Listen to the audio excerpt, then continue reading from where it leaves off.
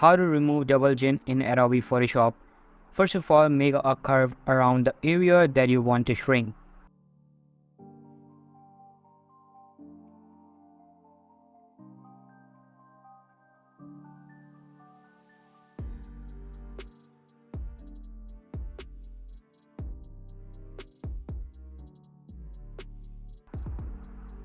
After making a selection, duplicate it twice.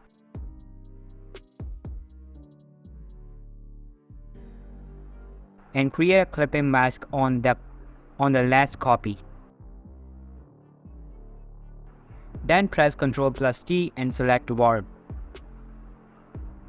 Warp the image so that the double chin goes away.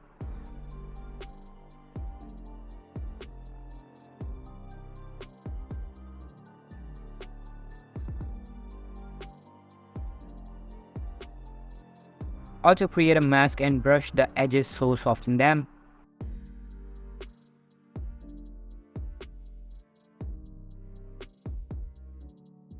Now go to Liquify and reshape the face to make it more smoother.